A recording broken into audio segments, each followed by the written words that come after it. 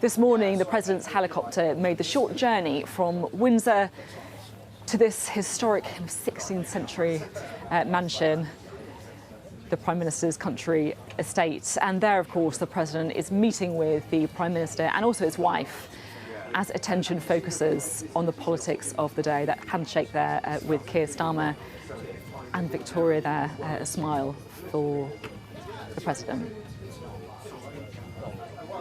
A great gentleman. A great gentleman and a great king. Well, it comes after the President said goodbye to the King and Queen as he left Windsor Castle, a part of the trip that, by all accounts, went extremely well.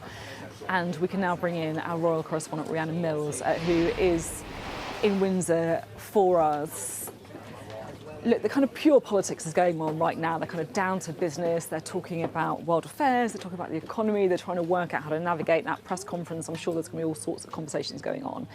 How important do you think the prelude to the discussions today has been? Because we know, of course, the kind of affection and respect that the President holds the royal family in.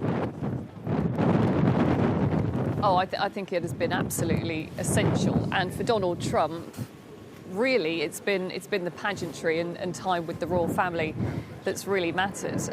You might remember he had his state visit in 2019, and after that he actually made a picture book of his memories, and he was showing that off in a recent interview to one reporter, talking about the close bond that he'd built up with members of the royal family. And consistently we heard it there as the King was saying goodbye.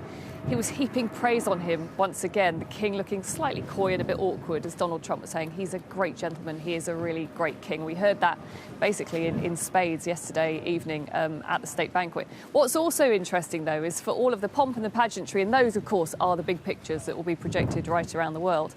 A lot of the people that were at the state banquet last night, I think you're also going to see at Chequers. So what was amazing was to look at the guest list for the banquet yesterday. It was, of course, the royal family, but also business CEOs that you've now got at Chequers, and of course Donald Trump's top team as well. So Marco Rubio had a brilliant seat right next to the King. Scott Bessent also had a seat right next to the Queen, and it almost felt like Donald Trump was saying, do you know what, guys, I've been here before, I've had a state banquet, but I want my team to enjoy that as much. And that can only have a really positive impact for number 10 for the Foreign Office, because don't forget, it's not just about the two kind of key principals meeting, so the King and the President, and also the Prime Minister getting to hang on the coattails of the King.